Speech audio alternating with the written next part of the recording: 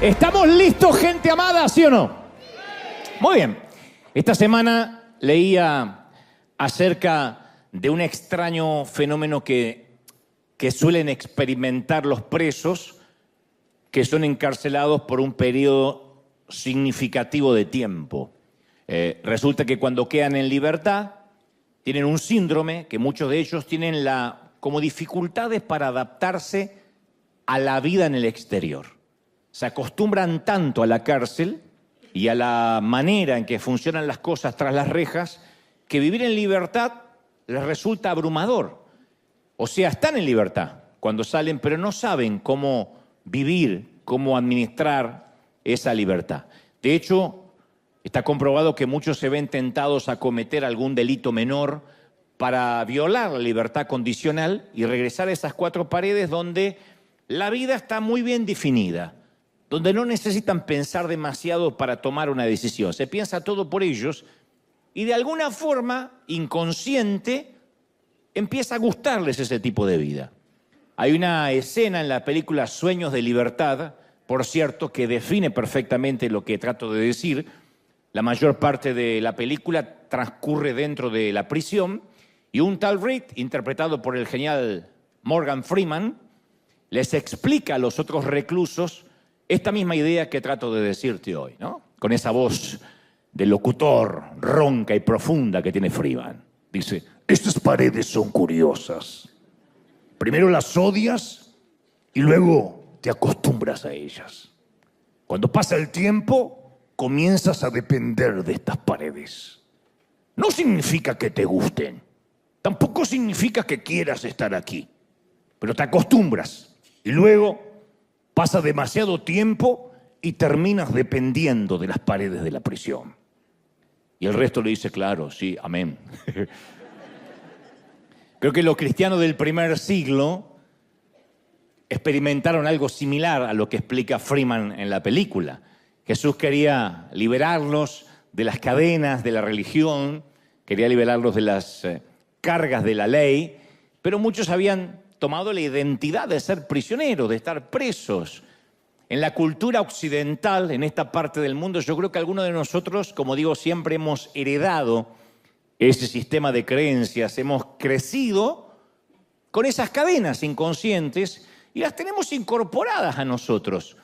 Crecimos la mayoría, ya sea en una cuna católica o protestante, pensando que la religión era la pista donde debíamos correr la carrera que Dios nos había asignado a cada uno de nosotros. Pero Jesús dijo que la religión era todo lo contrario, que la religión era un peso, que la religión era parte del problema, no una ventaja para que corramos, era parte activa del problema, de la patología. En Mateo 23 hay un grupo de líderes religiosos que escuchaba las enseñanzas de Jesús. Y entre estos tipos estaba la crème de la crème, eran reconocidos como las personas más espirituales de su tiempo, casi como acá, como los que se congregan en River, los más ungidos, los que tenían más oración, más estudio bíblico, conocían las escrituras como la palma de su mano. Esta gente estipulaba las reglas que había que seguir, que todos los demás debían seguir. Entonces Jesús, que era el único que no seguía estas reglas, les hace una denuncia pública en contra de ellos. Les dice, ustedes aplastan a la gente bajo el peso de exigencias religiosas insoportables. Y jamás los veo mover un dedo para aligerar la carga de nadie. Entonces la religión, yo digo, siempre resultó seductora porque es un sistema que nos permite medir cuán buenos somos respecto a los demás. Eso es lo que produce la religión. Los religiosos de los tiempos de Jesús habían desarrollado una exhaustiva lista de reglas, más de 600 leyes, y después subleyes, como pequeños anexos de qué se podía hacer, qué no se podía hacer. Incluso excedían a la ley hebrea, eran mucho más que 10 mandamientos. Y ellos hallaron maneras de aclarar todos los puntos grises. Por ejemplo, si Dios daba un mandamiento, ellos inventaban 100 maneras de obedecer ese mandamiento. Le agregaban siempre cosas, agregaban carga. Cada nueva regla significaba un nuevo peso en la espalda del corredor. Entonces el que llegaba y decía, yo quiero conocer a Dios, le decían, bueno, pero tienes que seguir todas esta serie de reglas. Por ejemplo, Dios pidió honrar el sábado como día de reposo. Que iban a trabajar, que debíamos trabajar 6 días y un día reposar, dedicárselo al Señor. Ahora el tema era, ¿qué implicaba honrar? ¿Qué incluye honrar? Esa era la parte gris. Y los fariseos se encargaron de explicarlo, de decir, yo les voy a explicar qué significa honrar. Habían decidido y decretado que una persona en sábado solo podía caminar 1000 metros en el día de reposo. Si tenías el baño lejos y no llegabas, te fregaba, porque solo podías caminar 1000 metros. Si se bajaban de un burro, no podían quitarle la silla de montar al burro, porque eso era considerado trabajo.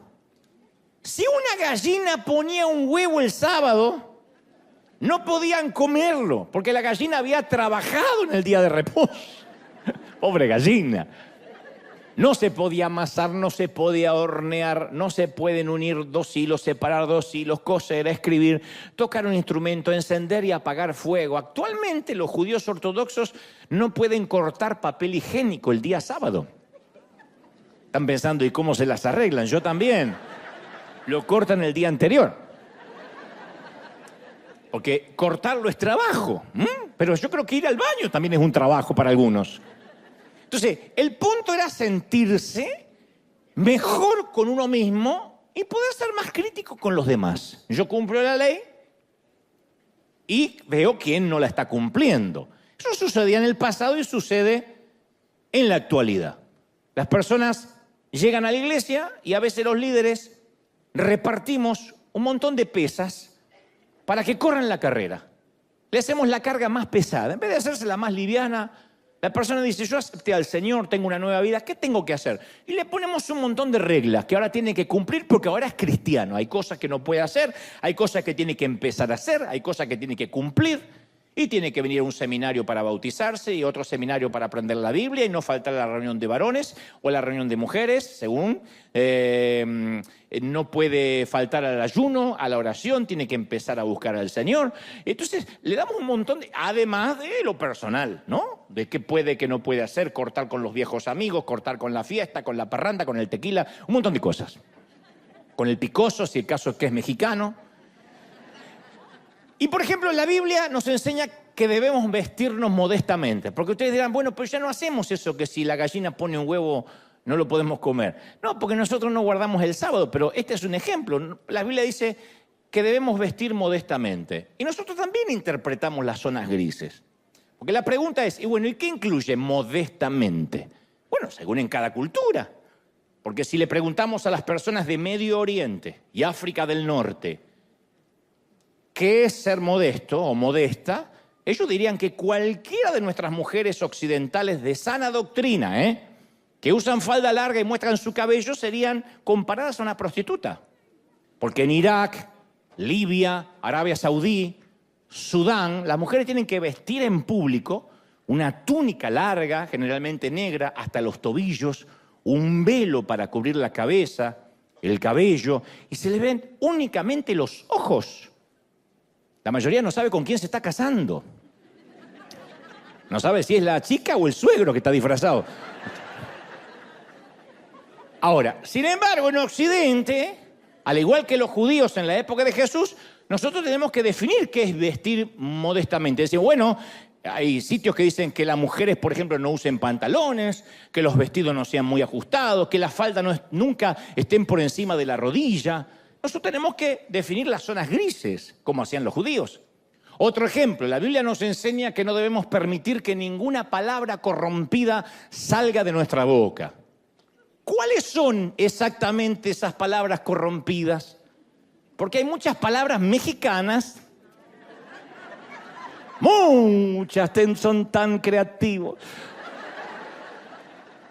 Muchas palabras españolas. No saben cómo yo sufro cuando me toca ir al viejo continente, España.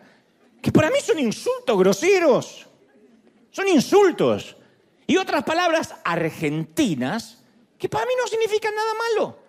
Pero que yo las he probado de decir y avergüenzan y sonrojan al extranjero. Y dice, no digas esa grosería. Y para el argentino no es una grosería.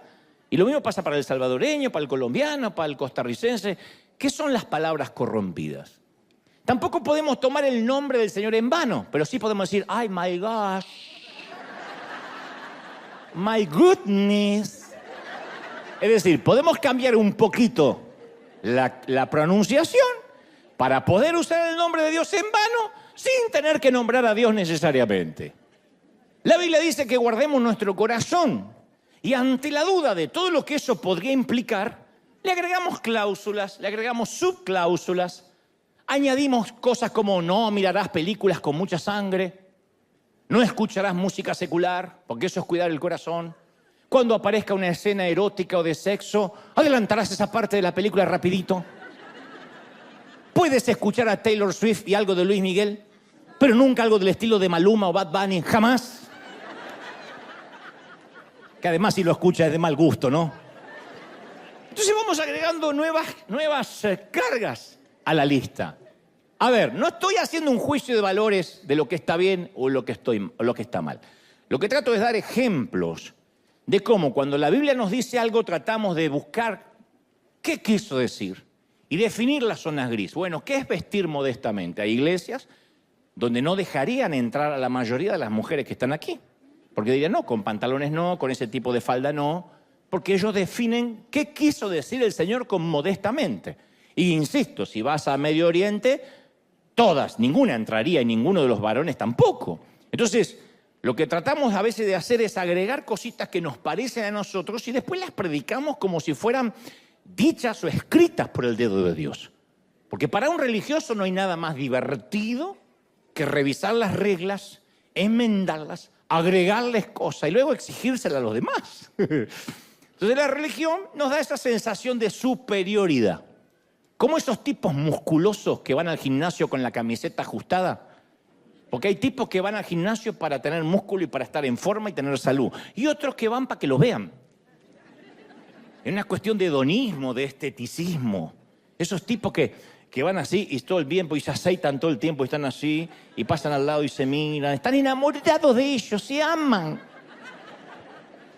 Y le agregan más peso a la barra. Y cuando la levantan emiten un gruñido fuerte para que se escuche en todo el gimnasio. Que es el mismo ruido que hacemos nosotros cuando estamos estreñidos de vientre, pero ellos lo hacen para levantar la barra. Eso es la religión. En Lucas 11 encontramos la historia de un religioso que estaba haciendo eso, levantando la barra y haciéndose ver. Y Jesús está comiendo en la casa de un fariseo y no se había lavado las manos. No se lavó las manos antes de comer. Y esa era una de las tantas leyes religiosas que no era solamente de buen gusto, un tema de asepsia, como podemos tener en casa, que le decimos a los chicos, lávense la mano antes de comer, pero no lo hacemos por religión, lo hacemos por una cuestión de salud.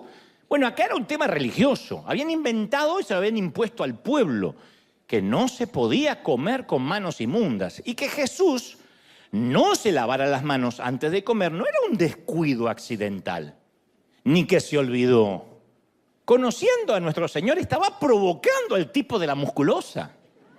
Lo estaba provocando. Y Lucas 11:37 dice que el fariseo se sorprendió mucho al ver que Jesús no se había lavado las manos antes de comer. Entonces Jesús le dijo, ustedes los fariseos me hacen reír, se lavan por fuera, pero por dentro son mala gente. No ayudan a nadie, les roban a las personas, necios. ¿No se dan cuenta que el que hizo lo de afuera también hizo lo de adentro? Ahí es cuando da el ejemplo de los vasos sucios. Le dice, ¿de qué sirve tener un vaso limpio por fuera y por dentro tener lleno de putrefacción? Nosotros somos similares a los fariseos. Capaz que no mostramos la insignia de habernos lavado las manos, pero decimos, esta es mi insignia de nunca haberme emborrachado. Oh.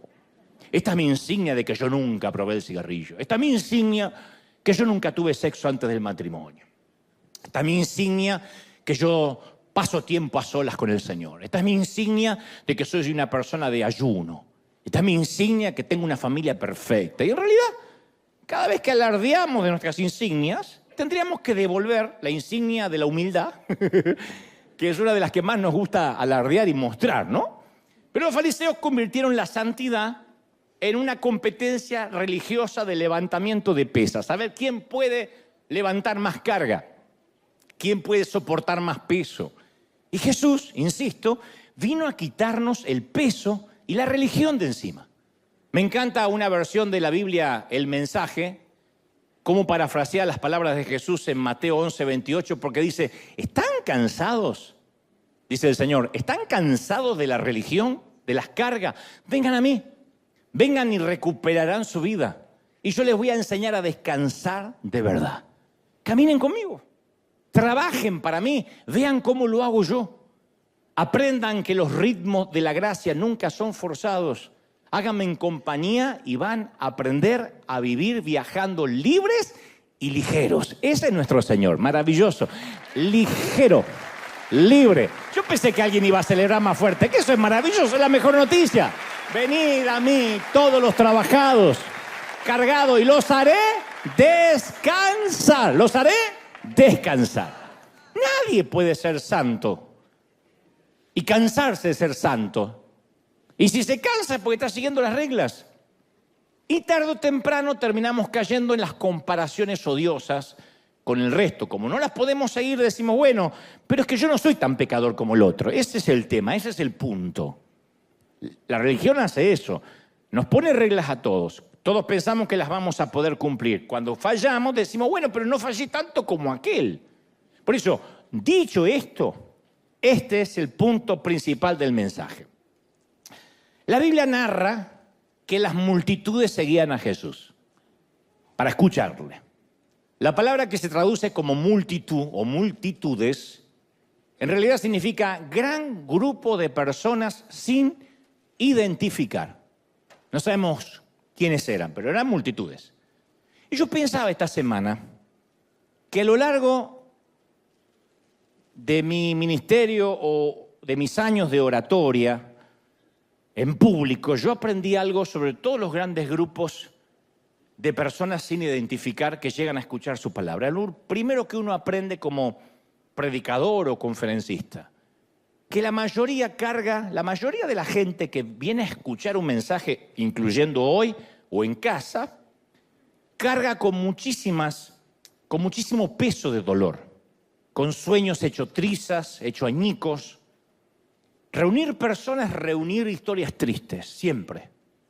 Reunir gente, reunir muchas historias tristes. Así se reúnan en un velorio, en un funeral, en un cementerio, en el Super Bowl, en una final de fútbol o para celebrar la Navidad.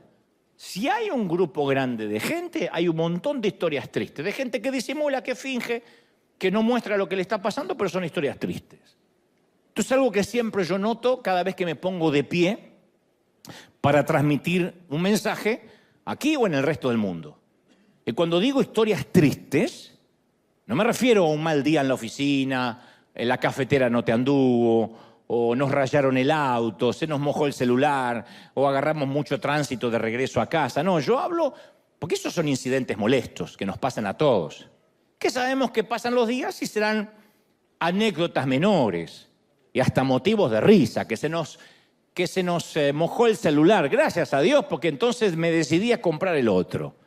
No, yo me refiero a cuando nuestra hija está en cuidados intensivos tras un grave choque con el auto y no estamos en la sala de espera diciendo, bueno, en algunos días nos vamos a reír de esto. No te vas a reír nunca de esto. O cuando vamos camino al cementerio y sabemos que nuestra vida ya no va a ser nunca más la misma sin esa persona. El tiempo va a sanar las heridas, pero no te vas a reír de este momento caminando al panteón. Yo hablo de esos momentos, donde tocamos fondo, donde nos quebramos y sentimos que la vida se nos acabó tal como la conocíamos. Yo los llamo momentos 9/11, a propósito del fatídico 11 de septiembre, del atentado a las Torres, donde todos tenemos un 9/11, donde la vida nos cambió. El 9/11 cambió nuestra manera de viajar, nuestra manera de subirnos a un avión, cambió la seguridad en el mundo. Bueno, todos tenemos un 9/11, un crack en la vida. Es probable que tu vida se haya quebrado cuando tu papá y tu mamá te sentaron a la mesa de la cocina siendo pequeño y mencionaron por primera vez la palabra divorcio.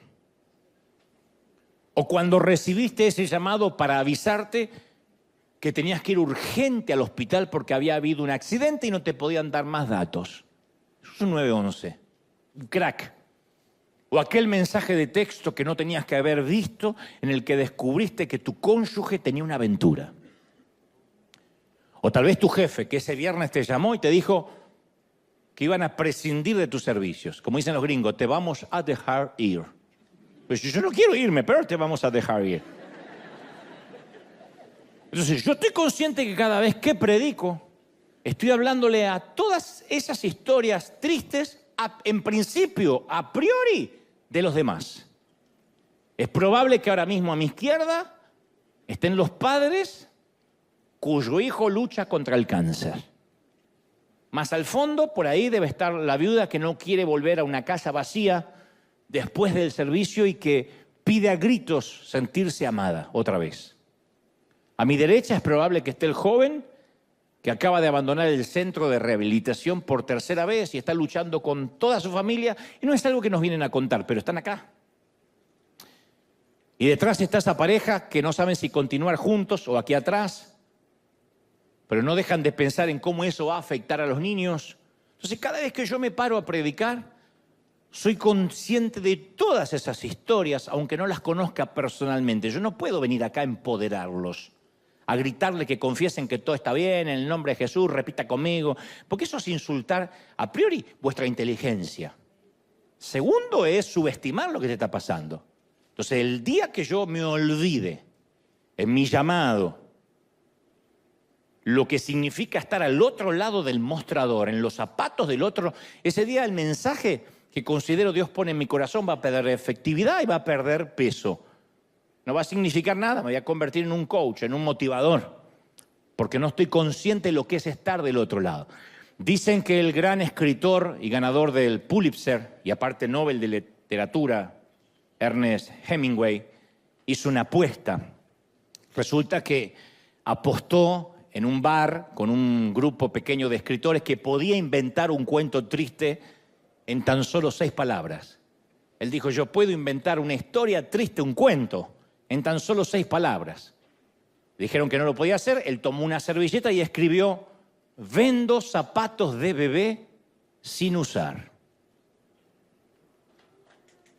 Hemingway entendía el poder de las palabras y con tan solo 6 podía escribir algo conmovedor. Vendo zapatos de bebé sin usar. Con tan solo eso uno se imagina el resto de la historia. Pero yo meditaba que en realidad todos podríamos escribir algo similar con 6 palabras o menos. Ha habido un grave accidente, 5 palabras, que nos cambiaron para siempre. Me voy, nuestro matrimonio se acabó, 6 palabras. Vamos a prescindir de sus servicios, 6 palabras. Quiero que seamos solo amigos, 5. Ni siquiera se molestó en meter una más. El cáncer no responde al tratamiento, 6 palabras. Tenemos que pensar en el funeral, 6. No podremos tener hijos, 4. Entonces todos tenemos una historia triste de 6 o incluso menos palabras que nos definen, que uno ya llena los espacios vacíos y se imagina el resto. El tema es que siempre pensamos que esas cosas les pasan a los demás, a otras familias. Nunca le va a pasar a la nuestra. De niño yo solía pensar que nadie de mi familia iba a morirse nunca. Que solo era algo que le pasaba a los demás. Nunca un funeral iba a golpear la puerta de casa, jamás. No se iban a morir mis padres ni mis hermanos. Aun cuando ellos ya eran adultos mayores, yo creía que el arrebatamiento, la venida de Cristo me iba a impedir ver muerte en mis seres queridos. Soñaba con eso. Decía, yo no voy a soportar ver a mis padres en un ataúd. Y estoy hablando de algo natural, porque la muerte es natural, que nuestros padres se vayan antes que nosotros. Ni me imagino lo que es, y sé que hay gente acá que ha experimentado ese dolor, tener que sepultar a un hijo, que es antinatural. Los hijos debieran despedir a los padres y nunca al revés. Las enfermedades graves cuando yo era chico o era adolescente, era algo que le pasaba a los que no tenían a Dios. o porque en su defecto algo malo habían hecho. Entonces, cuando nos enteramos de una tragedia del vecino de la esquina que volviendo de la costa marplatense o viniendo de las vacaciones había tenido un accidente, habían muerto sus hijos al instante, decíamos, bueno, eso le pasa porque salieron a la calle sin oración. Eso le pasa a los mundanos. Y de pronto nos enteramos que le empieza a pasar a gente piadosa. Un día nos enteramos que misioneros, que no son, se supone, son gente piadosa y buena, sino que están cumpliendo un mandato divino. De pronto sus hijos tienen un accidente o una enfermedad o contraen una peste. Ahí es cuando nos parece que nada hace sentido porque creíamos que podíamos dividirnos nosotros, los creyentes, y los demás. Los que nunca nos pasa nada y los demás. Que eso es lo que hace la religión. Venga a River y si usted se congrega acá, usted va a prosperar, va a tener su auto del año, va a tener buen crédito, se va a casar con la persona ideal, su esposa no va a tener madre, usted va a ser feliz. Y la vida no es así. ¿Pero por qué hacemos eso? ¿Por qué pensamos eso? Porque se debe a que los demás siempre son gente sin identificar. Como dije alguna vez, los demás son gente sin rostro. Yo te cuento algo que quizás ignorabas o ignorábamos.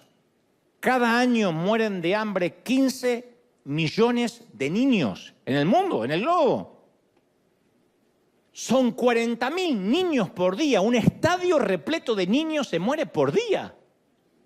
Son 30 niños que mueren cada minuto. 30 niños por minuto. ¿Cuántos minutos llevamos acá? Imagínate los niños que ya se han muerto.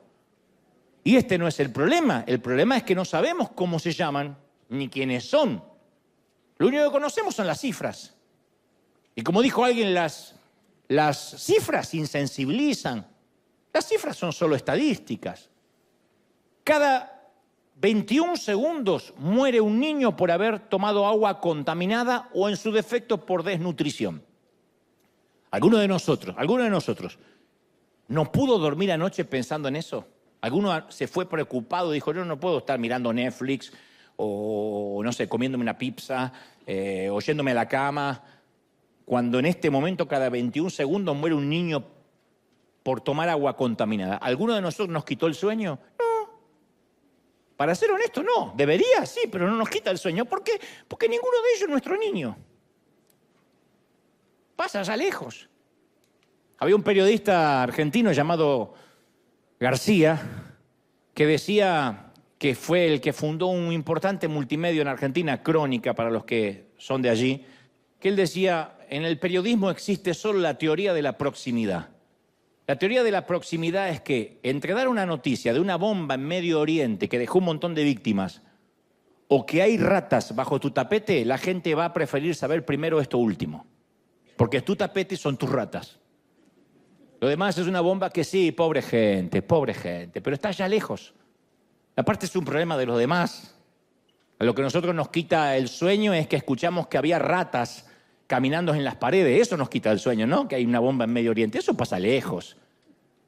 Porque nunca sostuvimos en nuestros brazos a un nene que está agonizando de hambre, por lo general. Nadie en nuestra familia, creo, murió a causa de beber aguas contaminadas. La mayoría no conoce a nadie cercano que haya sido secuestrado, un niño o una niña secuestrada y vendida como esclava o esclavo sexual.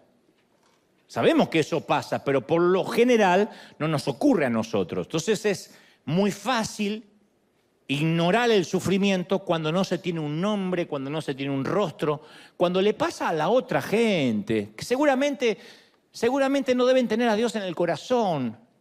Es como cuando nos alertaban allá en el 2018, fines del 18, que estaban un montón de chinos muriendo a causa de una enfermedad rara llamada COVID. ¿Qué pensamos todos? Bueno, son chinos. Siempre tienen alguna enfermedad nueva, aparte pasa en China. ¿Qué va a llegar hasta acá? Los chinos son muchos, viven lejos, son todos parecidos. Ahora, Dios conoce cada una de esas caras. Dios conoce cada una de esas historias. Esos chinos, como cuando dicen, y nos duele, esos mexicanos esos argentinos, esos hispanos. Bueno, acá también vivimos eso. ¿Cuántas veces dice, bueno, pero son los hispanos? No, pero parece que hay una enfermedad, pero es una enfermedad hispana. Como diciendo, no es de la humanidad. Están los humanos y están los hispanos. ¿Nos duele? Y sí nos duele. Porque decimos, no, yo no soy alguien, yo tengo un rostro, algo, mejor dicho, yo no soy algo, yo soy alguien, tengo un rostro, tengo una identidad. Y para Dios no somos un número, nadie es una estadística. Cada una son personas, son hijos con un nombre, con un rostro. Por eso digo siempre, cómo te ama el Señor y conmueve hasta lo profundo del corazón, porque uno se siente que Dios nos conoce, sabe quiénes somos. A ver si recordamos, uno de los peores flagelos psicológicos que nos dejó la pandemia fue el no poder vernos la cara durante 2 años. Esto no es un tema menor. Parece que las mascarillas fue casi el efecto colateral, casi inocuo de la pandemia. Pero no, 2 años, casi 2 años tratando de sonreír con los ojos, hablando más alto de lo que deberíamos, respirando menos aire puro. Hagan memoria de lo que era subir un avión, a un bus, a entrar a un mercado. Nos fuimos olvidando los gestos cotidianos. Fue un espanto. Fue un espanto el tener que hablar con un mesero, con un empleado del banco, una cajera y no saber qué transmitía su rostro. Porque la mayor pérdida que nos impuso la mascarilla fue la de la sonrisa, porque la sonrisa es el elemento que acerca a las personas, que da confianza, que da credibilidad. Caramba, que lo saben los políticos, siempre se sacan fotos sonriendo, aunque sean el diablo encarnado. Por eso es una ironía y una locura haber visto a pastores predicar con tapabocas. O a adoradores y músicos con la cara tapada. Entonces, luego de que pasa la pandemia, nos quedó una sociedad mucho más triste, mucho más desconfiada, una sociedad mucho menos empática. Aquel que crea que la pandemia solo fue eso, una pandemia, no entendió que el mundo cambió tal como lo conocíamos. Quedó una sociedad mucho más iracunda y menos empática. De hecho, había un síndrome que muchos no quieren, ni querían sacarse la máscara, porque ya no tenían que sonreír, porque ya no tenían que mostrar su cara, no tenían que maquillarse, no tenían que disimular, y decía, yo me la voy a seguir poniendo de por vida. Hubo gente que necesitó un tratamiento psicológico, terapia, para sacarse la máscara. Porque ya no hay que simular, ya no hay que poner una expresión facial para agradar al otro, ni siquiera lavarte los dientes si no quieres. Por eso hay tanta gente que luego de la pandemia no quiso regresar a las iglesias. Claro, porque algunos le tomaban la temperatura antes de entrar, las higienizaban con alcohol o los mandaban de vuelta si estornudaban. Entonces se genera, no. Entiendo la asepsia, entiendo la pandemia y el contagio viral, pero yo me sentí discriminado. Y a partir de ahí uno cierra el corazón. Se da cuenta que puede vivir sin la iglesia, sin congregarse, sin un pastor. Muchos se preguntan, ¿por qué luego de la pandemia muchas congregaciones nunca más volvieron a llenar sus asientos? Hay gente que desapareció. Y yo las entiendo, voy a ser un poco el abogado del diablo en esto, pero las comprendo. Gran parte de ellos se sintieron sin empatía, que les negaron la sonrisa. Yo sé que no tuvimos opción, pero eso es lo que la gente siente y uno no puede cambiar lo que siente. Entonces, cuando uno no puede ver el rostro de alguien, es simplemente o un enemigo o alguien que se murió, que quién sabe quién es, o seguramente estaría haciendo las cosas mal. Como sabrán, y es de conocimiento público, a mí me escriben mucho en las redes sociales y me dicen cosas muy feroces, muy hostiles, muy perniciosas. También me escriben lindos halagos, lo has cumplido, me dicen que soy un eterno joven, que es lo que más me gusta y lo agradezco. Pero hay gente que escriben con tantas cargas de veneno que a mí me da mucha curiosidad en saber quién es. Porque no es gente inconversa que no tiene a Cristo, no. Gente cristiana que tiene mucho veneno. Y de tanto en tanto, cuando tengo ganas y tiempo, entro en sus perfiles porque quiero conocerlo. En ese que me insulta. Y primero les veo el rostro, general. Por lo general, adusto, con las marcas visibles del trauma, del dolor, de la baja estima. En general, el que te critica generalmente pone una foto en el perfil que está así. Como diciendo, yo sé que molesto en esta vida, pero ya me voy. Luego veo a lo que se dedican, qué tipos de fotos suben en la red, quienes componen su familia, me hace falta nada más un paneo, un vuelo de pájaro. Y casi siempre mi perspectiva cambia por completo. Porque nada lo desarma tanto a uno como descubrir el sufrimiento, la angustia, la estima baja que hay detrás de este tipo de gente. Cuando le ponemos un rostro al comentario venenoso, incluyendo al comentario venenoso, entendemos todo, hasta tenemos empatía. Decimos, tiene razón. Con esa cara, con esa familia, con esa suegra, yo también arrojaría veneno en las redes. Sería mi desahogo. ¿Cómo no se la va a agarrar conmigo? Comprendemos a ese religioso que condena. Que generalmente el religioso que condena es un niñito asustado detrás de una corbata muy grande. Generalmente son niños asustados, traumas que arrastran y ahora tienen un micrófono, un púlpito y atacan, o una red y la impunidad que le da cierto anonimato y ataca, pero detrás hay una persona asustada, con problemas, con traumas. Hay una pequeña historia que revela esto mismo. Dice que mientras que se peleaba la guerra civil española, George Orwell tuvo un encuentro con el enemigo que había ido a matar. El famoso escritor inglés Orwell había ido a combatir el fascismo. El fascismo es una ideología política, un sistema de gobierno totalitario de extrema derecha que se opone a la democracia y que inicialmente nació en Europa. El primer régimen fascista fue en Italia, la Italia de Benito Mussolini, la Alemania de Hitler, la España de Franco, y después algunos dictadores latinos, que siempre están copiando todo, copiaron el modelo. Saludo enorme a los chicos. Bueno, y Orwell relata que cuando iba a dispararle a un soldado fascista, se bajó el pantalón, quedó en calzones, y levanta los pantalones en alto así. Y Orwell dice, yo no pude dispararle debido a ese pequeño detalle de los pantalones. Porque yo había llegado ahí para dispararle a un enemigo, no a un hombre que sostiene en alto sus pantalones. Alguien que tiene en alto sus pantalones no es un enemigo, es otro ser humano igual que yo. Ese detalle hizo que no lo pudiera matar. Al verlo en calzones, pobre tipo, dijo, es un ser humano igual que yo. Eso es ponerle un rostro incluso al enemigo, al más feroz. Es alguien que sufre, es alguien que va al baño como nosotros, es alguien que se preocupa, es un niño, alguna vez fue el niño de alguien. La palabra dice que un día, camino a Jerusalén, Jesús quiso detenerse en una aldea samaritana y no lo recibieron bien. Y sus discípulos dicen siempre con esa manía que tenemos nosotros de ver los demás, los otros, la gente sin rostro, le dijeron, ¿no quieres que hagamos caer fuego del cielo y los destruyamos? ¡Oh, oh! Mirá vos, era Thor el tipo, era el Capitán América. ¿No quieres que haga descender fuego del cielo? Y pensaban que Jesús le iba a agradar la propuesta, porque lo habían rechazado a él. Que ellos adoptaron una posición en la grieta. Vamos a estar del lado de Jesús, che. Vamos a quemar a los demás, vamos a quemar a esa gente. Y Jesús se volvió y los reprendió. Y empezó a proteger a los samaritanos y a regañar a sus seguidores. Mirá qué extraño episodio. De hecho, el Nuevo Testamento está lleno de extrañas narraciones acerca de samaritanos. Jesús entabló cierta amistad con una mujer samaritana que se había casado 5 veces y que ahora convivía con un amante. Sana a 10 leprosos y solo el samaritano regresa a agradecer. Con toda la intención, Jesús hizo del samaritano el héroe de su parábola más famosa. Y en los tiempos de Jesús los samaritanos vivían muy cerca de sus primos judíos. Y tenían similitudes, pero se odiaban los tipos. Para los judíos los samaritanos eran mala palabra.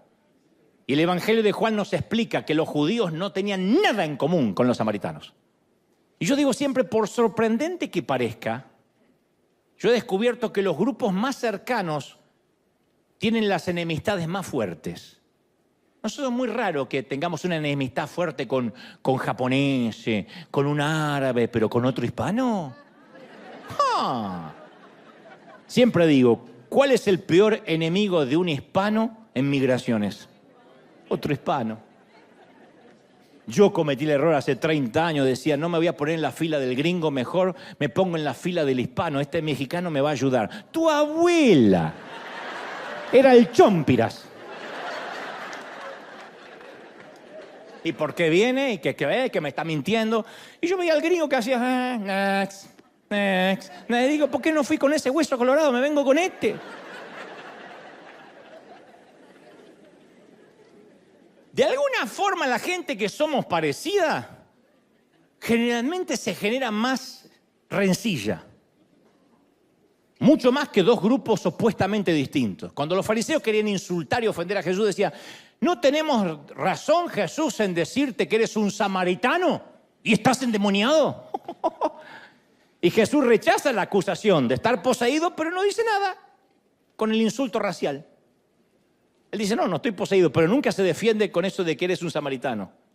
Porque nunca odiamos a quien tiene una religión extraña, pues no lo entendemos. El problema radica cuando nos peleamos quién de nosotros, los evangélicos, tiene la exclusividad de Cristo, quién es el dueño de la verdadera franquicia. Y este es profeta verdadero, aquel es medio falso, este no es el verdadero. De ahí surgen las divisiones de la doctrina. Bueno, pero este no es el punto. Hay una magnífica conferencia en TED de la socióloga Brené Brown, donde ella habla acerca de la vulnerabilidad, que tiene millones de reproducciones, y cada vez más. Y uno de los factores importantes de la popularidad de esta conferencia es que todos queremos esa enorme libertad de poder admitir que somos como los demás, que llegamos al límite, que estamos quebrados, que tenemos historias tristes de 5 o 6 palabras. Ella dice, todos somos esa gente. Todos en algún punto somos los demás. Nosotros somos los demás de los demás. Pensamos que somos nosotros y los demás. No, todos somos los demás de alguien. Primero hay que aclarar a quiénes llamamos nosotros los demás. Los demás son esa gente en quien no confiamos mucho, esa gente de la cual sentimos lástima, con quienes no dejamos que jueguen nuestros hijos, esa gente a la que le pasan cosas malas porque en algo raro deben andar, esos que no queremos como vecinos, que decimos, ay, no puedo creer, somos de un hispano. ¿Y qué somos? ¿De Suiza nosotros? Esos que no tienen nuestras creencias. Esos que son raros porque son raros o porque son personas de las cuales preferimos mantenernos alejados. Y la autora, Brown, dice, ¿tú quieres saber qué nos separa de esa gente? A todos, ¿qué nos separa de esa gente? ¿Qué nos diferencia de los demás? ¿Qué nos diferencia de los demás? Esa gente está solo a un paso de distancia de ser igual a nosotros o que nosotros seamos iguales a ellos. Estamos a un divorcio de distancia, a un accidente automovilístico de distancia, a un diagnóstico de cáncer de distancia para ser esa gente. Lo único que por el momento nos separa de esa gente es quizás un hijo envuelto en drogas, que el nuestro no y el de ellos sí. Un diagnóstico de enfermedad mental que nunca llegó a nuestra familia hasta que llega. Una violación. Un hijo homosexual confeso. Una borrachera. Una noche de sexo sin protección. Una aventura amorosa. Nosotros también somos los demás para alguien. De nosotros también hay gente que dice, no te juntes con esos. Me parece que esa gente es rara. Alguien nos ve como raros. Yo adhiero y coincido plenamente con Brené Brown porque no nos damos cuenta que nosotros también somos esa gente que a lo mejor le grita en la calle al que hace una mala maniobra y después llegamos a la iglesia y sonreímos. Somos esa gente que se endeuda tan solo para poder aparentar que podemos comprar lo que todavía no podemos pagar. Somos esa gente que desprecia a los que son diferentes y decimos, los gringos a veces son discriminativos. Y nosotros también discriminamos, consciente o inconscientemente. No queremos ya vivir en un barrio donde hay gente como nosotros. Fíjate qué manera de discriminar. Por lo menos el gringo discrimina al que es distinto. Nosotros decimos, no. Yo he escuchado a salvadoreños diciendo, no, ahí no voy. ¿Por qué? Está lleno de salvadoreños.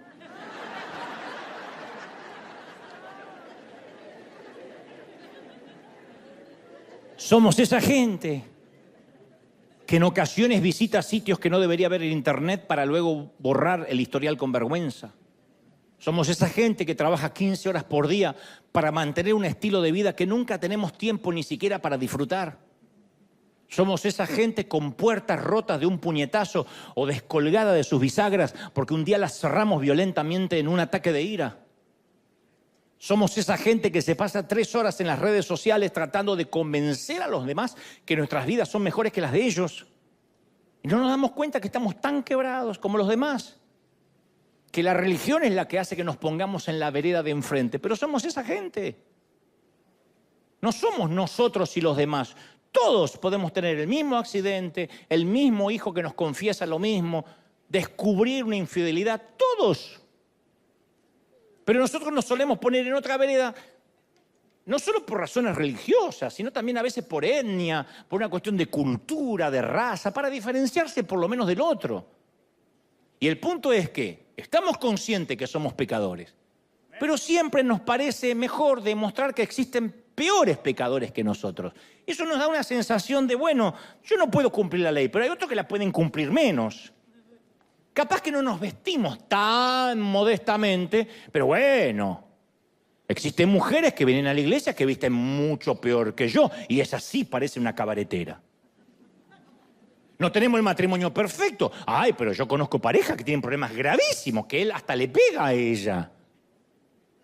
Nuestros hijos tienen problemas de rebeldía, pero normales, de la adolescencia. Yo conozco un matrimonio que la hija se confesó lesbiana. Pobre mamá, eso es un problema.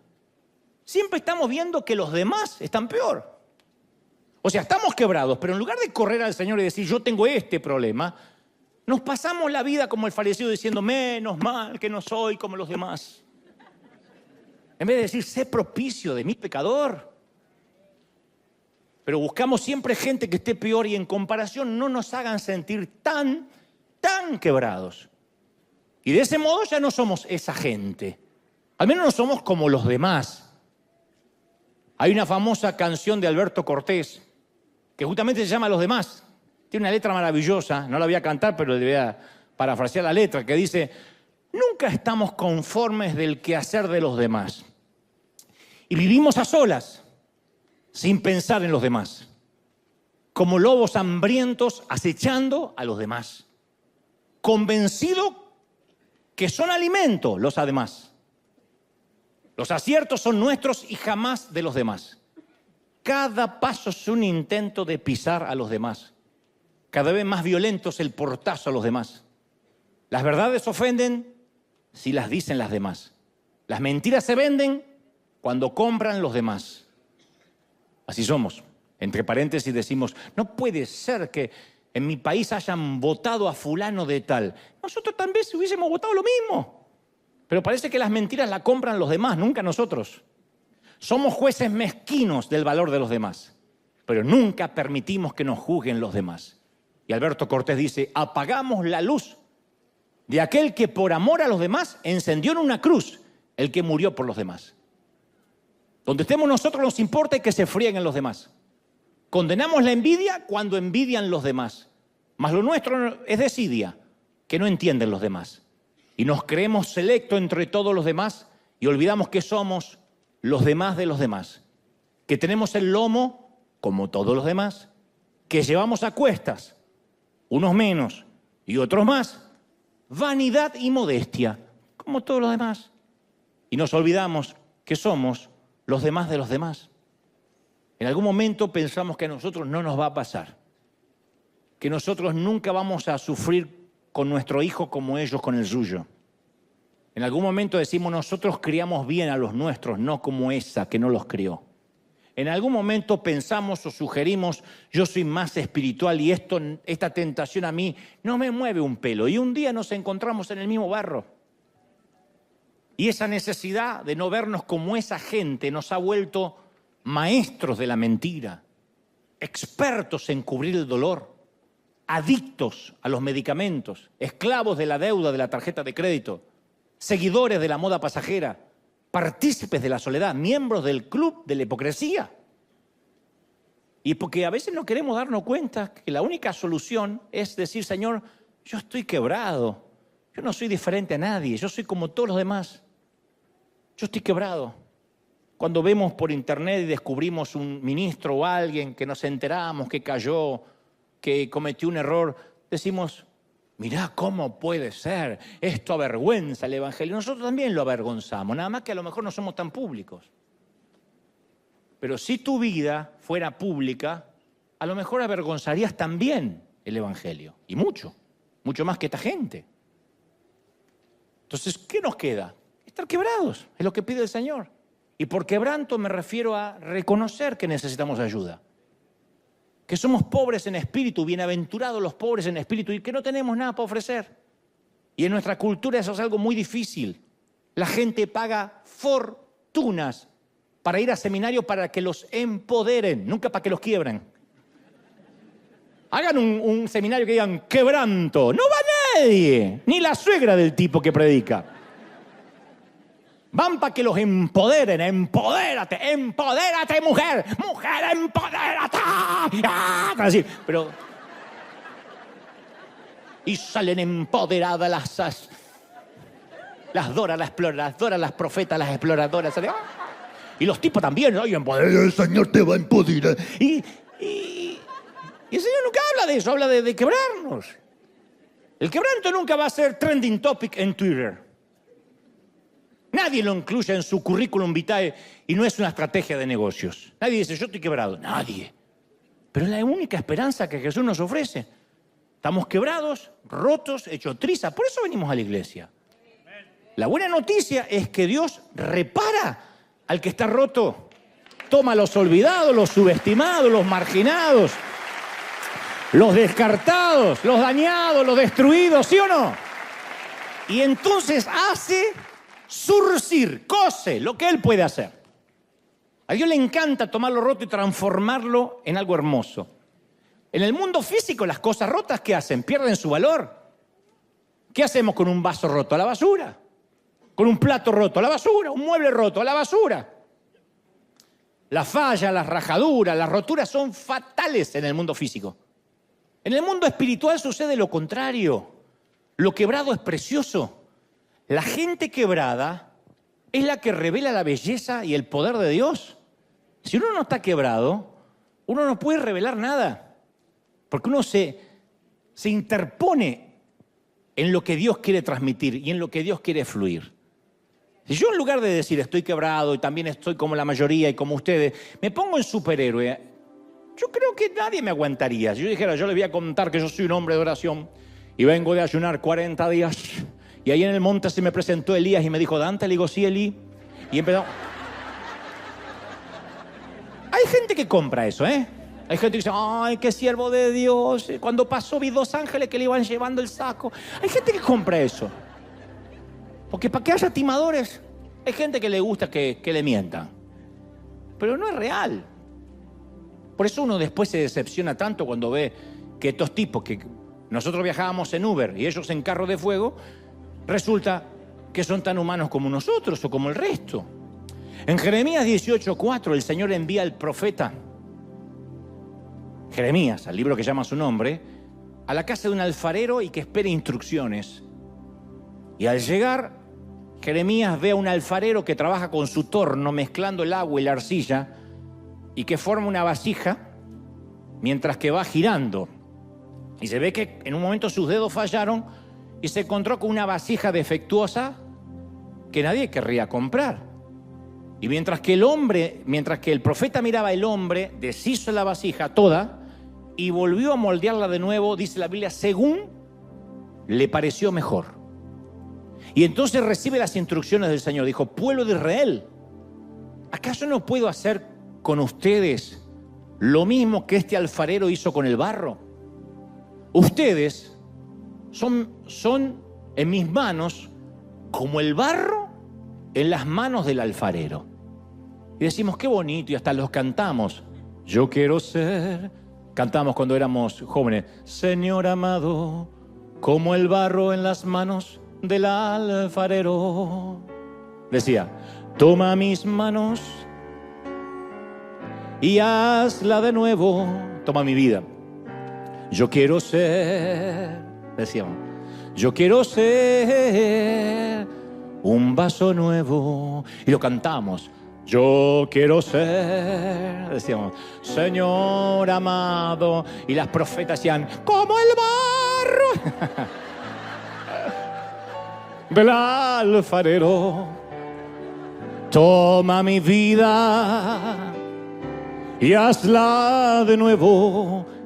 Y decíamos con pasión, yo quiero ser un vaso nuevo.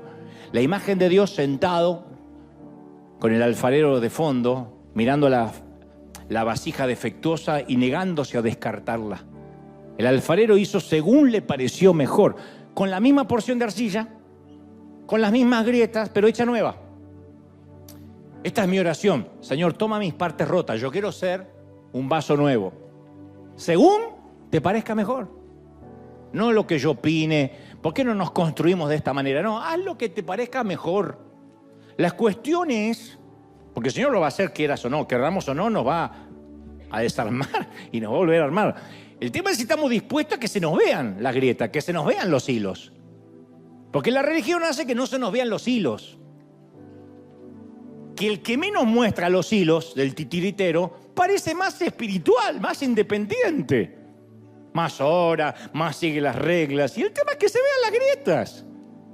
Pero nosotros solemos querer pulir, ocultar, fingir, disimular cualquier error, cualquier cicatriz. Y eso es cansador, como te decía estas semanas.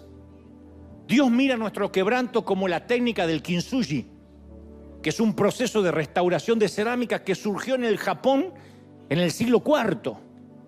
Los japoneses unen los trozos de la pieza de cerámica que está rota o rajada, y en lugar de ocultar las grietas, se las rellena con oro. Ustedes las habrán visto en museos. Si algo estaba roto, se repara en cualquier parte. Si algo estaba roto, se repara y se vende como descuento. Esto tiene fallas. Hay sitios aquí en este país que dice lugares con fallas donde todo es más barato. Pero con la cerámica del kintsugi o kintsugi no es así. Casi siempre la pieza de cerámica queda más linda, más valiosa que antes de romperse. De hecho, se descubrió que muchos coleccionistas de cerámica rompían piezas valiosas para que puedan repararse con oro. Esto suena muy parecido a la economía del reino de los cielos. Lo roto, lo quebrado en la iglesia es más valioso. Ese es el poder redentor a través de Jesucristo. Cuando estamos en el final acabados, fundidos, con historias tristes, le damos a Dios los pedazos rotos y Él nos repara hasta que estemos completos, que va a ser cuando nos toque irnos con Él. Isaías 53:5 dice que Él nos ayuda a ver nuestro quebranto a través de la cruz. Dice, mas Él herido fue por nuestras rebeliones, molido por nuestros pecados. El castigo de nuestra paz fue sobre Él y por sus llagas fuimos curados.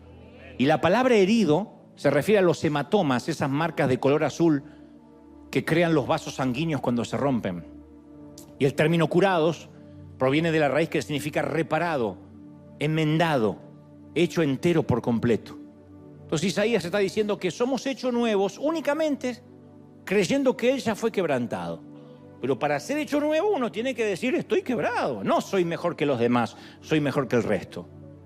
Como dijimos una vez, en el servicio del amor, solo los soldados quebrados pueden servir. Los que se sientan enteros no están aptos para el reino, siempre causan problemas. Cuando a mí se me acercó gente que me ha dicho, ¿qué puedo aportar yo al reino? Porque tengo mucho para aportar. Ese es una bomba de tiempo. Porque quien es llamado a servir no oculta las heridas. Las cicatrices tienen una belleza especial, son seductoras. El verdadero llamado nunca oculta las marcas. Sabe que sus cicatrices son las historias de vida. Y quien no tiene ninguna herida es porque no peleó ninguna buena batalla nunca. Siempre estuvo sentadito en los asientos allá arriba, criticando a los que nos están dando una buena paliza allá abajo. Las heridas de la vida son una placa de honor.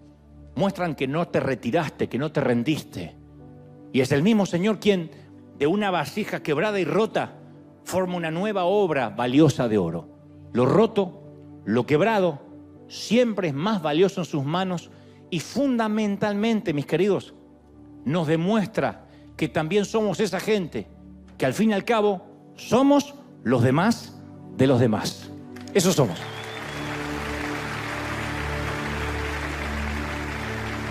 Vamos a dar gracias por las rajaduras de la vida.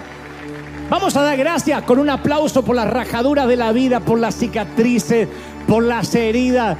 dar gracias a Dios porque somos sobrevivientes de la vida. Alguien tiene que celebrar más que eso. ¡Aleluya! Impresionante.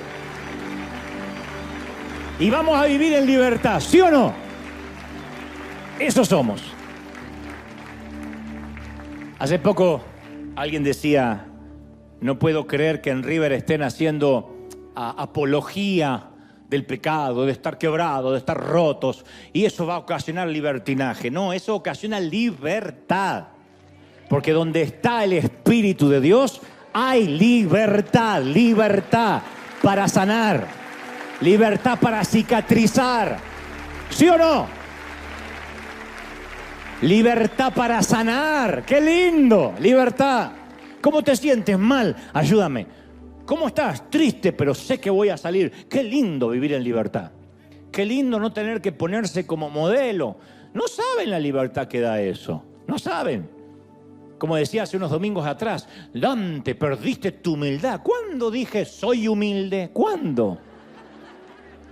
No estoy diciendo que no sea humilde necesariamente, pero a veces la gente te juzga, insisto, por lo que ellos creen, por el avatar, como decíamos el domingo pasado. Hermano, imaginé que ibas a ser más sencillo, pero te cambió el irte a los Estados Unidos. Capaz que un pariente te lo dijo. Pero ¿cuándo dijiste yo voy a ser siempre el mismo que nació y se crió en Tijuana? Yo no soy el mismo, la vida me cambió. El viajar por el mundo me hizo un ciudadano del mundo, me cambió, ya no soy el mismo chico de barrio, claro que no.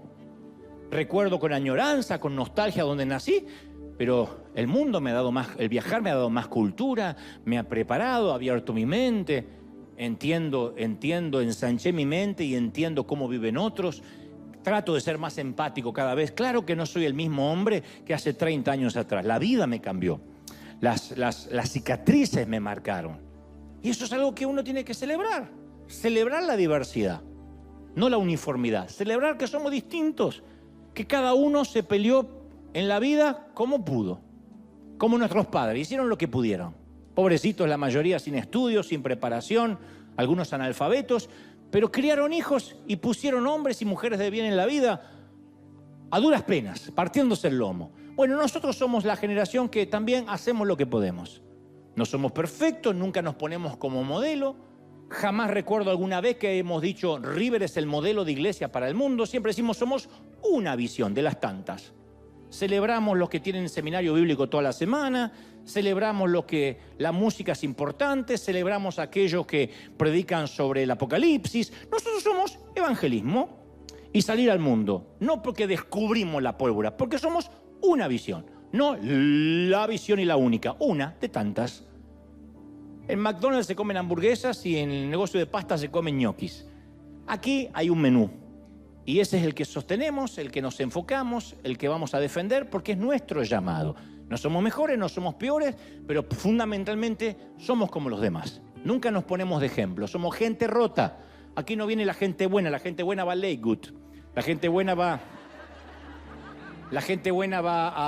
a Saddleback, la gente buena va a otras iglesias. La gente rota, la gente despedazada, vienen acá donde el pastor dice, yo estoy peor que ustedes. Y dice, bueno, ahí es mi sitio. Y el Señor nos bendice y nos pone oro en las heridas. Nos pone oro en las grietas. ¿Sí o no? Alguien tiene que celebrar eso, ¿sí o no? ¿Lo crees? Vamos a orar. Vamos a orar. Levanta tus manos al cielo y vamos a orar juntos. Padre, gracias. Gracias por esta mañana, tarde o noche, conforme nos estén viendo en cualquier parte del planeta. A los que hoy están recibiéndote en su corazón, a los que están viendo por primera vez, me encantaría que reconozcas en tu corazón a Jesucristo como tu suficiente Salvador. Dile, Señor, perdona mis pecados, perdona las canalladas de toda mi vida y hazme una nueva persona. Y todos ahora ya hemos recibido a Cristo hoy, hace instantes o hace años. Digamos, Señor, hazme de vuelta, como el barro en las manos del alfarero. Toma mi vida, hazla de nuevo. Yo quiero ser un vaso nuevo, con lo que eso implica. Y si mis heridas son un testimonio, dejas que se vean. Si mis cicatrices son el surco por donde el oro va a engalanar mi vida. Deja que se vean. Padre, nos quitamos máscaras, nos quitamos el fingimiento y somos como los demás. Nuestros hijos sufren como los demás. Nuestros matrimonios, parejas, cuñados, padres, son como los demás. Nuestras empresas, nuestras compañías son como los demás. Nuestras iglesias son como las de los demás. Levanta las manos y dile: Señor, hoy reconozco que estoy quebrado. Sé propicio de mi pecador. Sé propicio de mí. Es la oración de Elías la que tenemos que hacer. Señor, no soy mejor que mis padres. No soy mejor que nadie. Solo soy una persona necesitada de ti. Yo quiero ser, Señor amado, como el barro en las manos del alfarero. Toma mi vida y hazla de nuevo. Aleluya. Yo quiero ser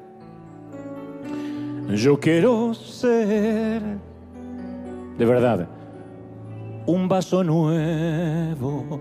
Padre, mira las manos que se levantan ahora. Hazme de otra vez. Bendice el Señor tus heridas y tus grietas. Las rellene con oro, con piedras preciosas. Las rellene el Señor con la gracia, el favor, la unción y su presencia. Su aceite toque los sitios oscuros, hostiles, álgidos. ¿Ves? Sana Dios, sana Dios. Más. Bendigo tus heridas de vida. Bendigo tus cicatrices de batalla, mi querida, mi querido. Porque son esas marquitas, esas marcas, las que te hacen alguien atractivo para Dios, para usarte, para que seas un canal de bendición. Son las que permiten que seas alguien que entienda los que están del otro lado del mostrador. Esa es la diferencia entre un coach motivacional y alguien que dice: yo no me olvido lo que es el dolor, la soledad, la enfermedad, la tristeza, el desazón, la desidia, el naufragio, la zozobra de la vida. Señor, mira las manos que se levantan ahora. Bendice a estos tus hijos. Tócalos esta mañana para que cuando regresen a casa sean como esos soldados que regresan de la batalla, tengan su reposo del guerrero para seguir batallando el lunes y en la semana y en los días que van a venir. He transmitido a este tu pueblo, a estos tus hijos, lo que creo me has dicho que diga. No he agregado ni he quitado lo que sé que es tu revelación. Yo, Señor, he hablado al intelecto, pero sé que tú has hablado al corazón. Y has llegado a las mentes, y has llegado a los tuétanos y al alma, y has llegado a sitios y recovecos que yo no puedo torpemente llegar. Tu espíritu sella esta palabra esta mañana. Bendigo a cada uno. Sopla sobre ellos una unción fresca, nueva, poderosa. Sopla sobre ellos un viento de otra parte para que sepan que tú has hablado hoy. Me dice el Señor que te diga: cómo te amo. Cómo te amo, mi hijo. Cómo te amo, mi hijita. En mis manos te tengo esculpido. ¿Cómo no te voy a amar si envías a mi hijo para morir por tu vida? Nadie te arrebatará de mi mano. Eres mi pequeño, mi pequeña. Estás rota, pero yo te voy a hacer y forjar y desarmar y volver a hacer las veces que sea. Te ama el Señor. No te imaginas lo importante que eres princesa para Él. Príncipe, te ama el Señor. y no te deja hasta que no haya hecho contigo lo que dijo que iba a hacer. Se empecinó con tu vida el Señor.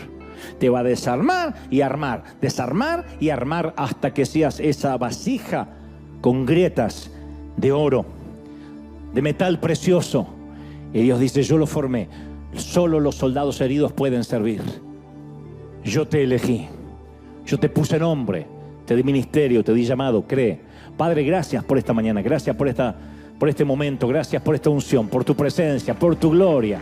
Seas bendito. Seas bendecido. En el cuerpo, en el alma y en el espíritu. Dale un aplauso al Señor. Amén. Que se ha hecho. Gente maravillosa. Gracias. Hasta el domingo que viene. Chao a la gente de otros lados. Firme como talón de oso. Chao, hasta la próxima.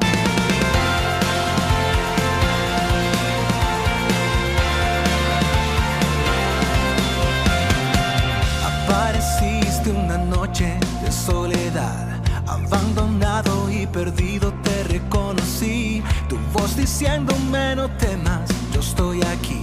El Padre me envió por ti y me curaste las heridas, me sanaste, mi Jesús. Todas mis cargas las dejaste allí en la cruz. Algo tan grande no lo puedo comprender. Oigo tu dulce voz diciéndome una y otra vez: oh, oh, oh, oh, eres bienvenido, eres amado una y otra vez. Oh, oh, oh, oh, bienvenido a River, eres amado.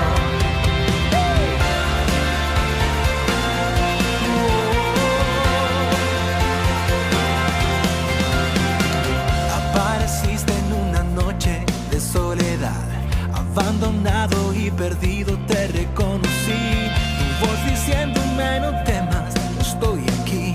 El Padre me envió por ti y me curaste las heridas, me sanaste, mi Jesús. Todas mis cargas las dejaste allí en